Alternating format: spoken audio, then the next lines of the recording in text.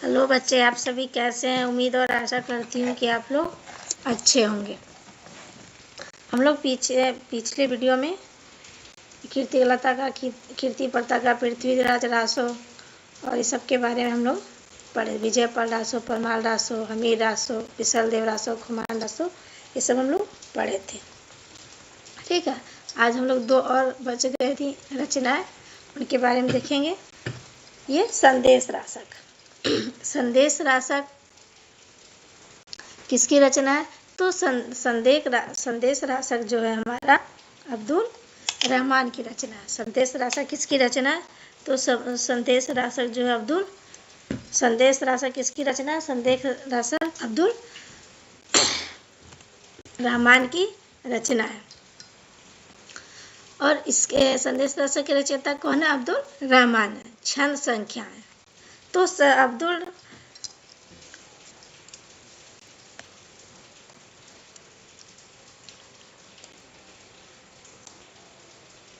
संदेश रासक, इसमें छंदों की संख्या कितनी है? तो इस ग्रंथों में कुल छंदों की संख्या 223 है। संदेश रासक में छंदों की संख्या कितनी है? तो छंदों की संख्या 223 है। रस, यह मुख्य रूप से वियोग श्रृंगार की रचना है। संदेश रासक क्या है? संदेश रासक जो है मुख्य रूप से क्या है? वियोग श्रृंगार की रचना है, जिसमें विरह की गहन अनुभूति का वर्णन है। क्या? जिसमें विरह की गहन अनुभूति का वर्णन है।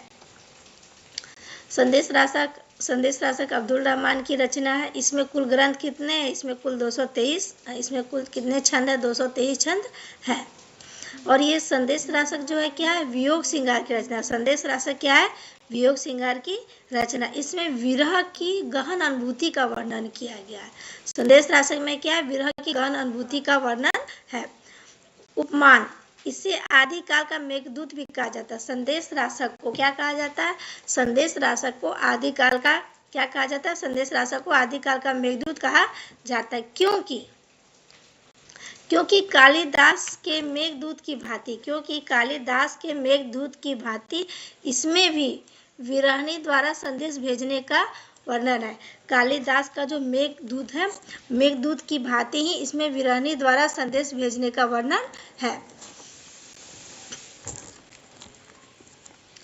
हजारी प्रसाद द्विवेदी का मत है कि आचार्य हजारी प्रसाद द्विवेदी जी अब्दुल रहमान को हिंदी का प्रथम कवि मानते हैं। आचार्य हजारी प्रसाद द्विवेदी जी अब्दुल रहमान को हिंदी का प्रथम कवि मानते हैं। ऐतिहासिक महत्व, यह किसी मुस्लिम कवि द्वारा हिंदी और ब्रह्म भाषा मिश्रित रचित प्रथम दंड काव्य है। इसको रहने दें।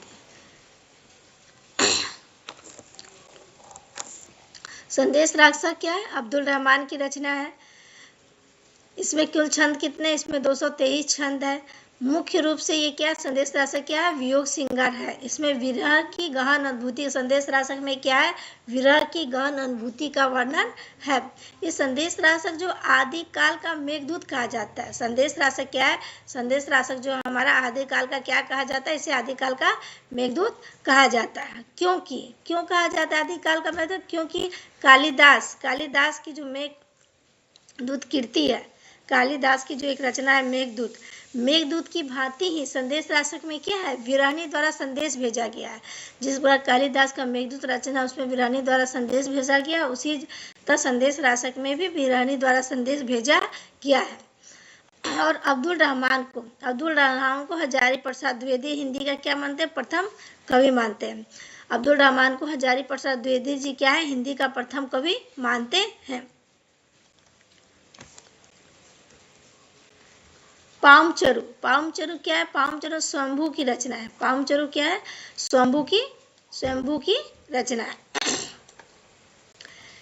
इसका पामचरु का समय क्या है? 8वीं शताब्दी।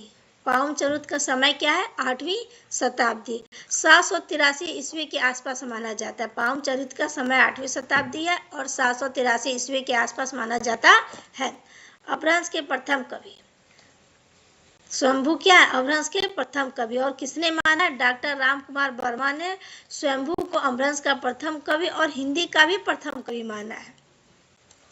स्वयंभू को डॉक्टर राम कुमार वर्मा ने अपभ्रंश के क्या माने? प्रथम कवि माने हैं। और अपभ्रंश भाषा का प्रथम कवि और हिंदी का भी डॉक्टर राम कुमार वर्मा ने स्वयंभू को अपभ्रंश का प्रथम कवि और हिंदी का भी प्रथम कवि माने हैं।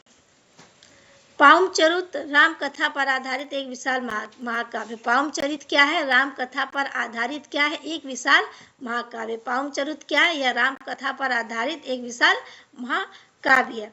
इसमें राम जी के चरित्र का विस्तार से वर्णन किया गया। इसमें क्या है? रामचंद्र जी के चरित्र का विस्तार से वर्णन किया गया है। यह पाउमचरित जो है राम कथा पर आधारित और एक विशाल महाकाव्य। इसमें राम जी के चरित्र का विस्तार से क्या किया गया? इसमें रामचंद्र जी के चरित्र का विस्तार से वर्णन किया गया। और पाउमचरित, इसे जैन पाउमचरित को क्या? पाउमचरित को जैन रामायण भी कहा जाता है। पाउमचरित को क्या है?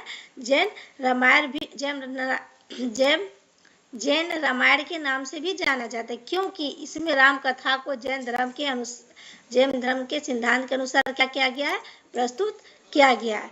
पाउमचरित को जैन रामायण भी माना जाता है, क्योंकि इसमें राम कथा को जैन धर्म के सिद्धांत के अनुसार क्या किया है? प्रस्तुत किया गया। और पाउमचरित क्या है? राम कथा पर आधारित एक विशाल महाकाव्य। इसमें राम जी के चरित्र का विस्तार से वर्णन किया गया है। स्वयंभू इस ग्रंथ को पूरा नहीं कर पाए थे। स्वयंभू जो है इस ग्रंथ को पूरा नहीं कर पाए थे। इनके पुत्र त्रिभुवन ने पूरा किया था। स्वयंभू पाउमचरित को पूरा नहीं कर पाए थे। इनके पुत्र त्रिभुवन ने इसे पूरा किया था। इसमें कड़वक शैली का प्रयोग किया। पाउमचरित में क्या है? पाउमचरित में कड़वक शैली का प्रयोग किया है। इसमें 507 चौपाई का एक दोहा आता है। 5-7 चौपाई के बाद क्या है? जिसमें 5-7 चौपाई के बाद एक दोहा आता है।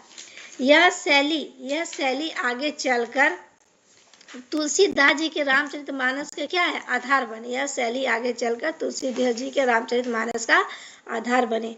यह अपभ्रंश साहित्य की सबसे महत्वपूर्ण और मानक रचना है। पाउमचरित जो है अपभ्रंश साहित्य की सबसे महत्वपूर्ण और मानक रचना मानी जाती है, जो तत्कालीन भाषाई और सांस्कृतिक स्थिति पर गहरा प्रकाश डालती है।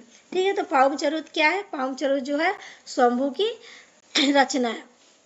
पाउमचरित का समय क्या है? तो पाउमचरित का जो समय है वो 8वीं शताब्दी है और 783 ईस्वी माना जाता है।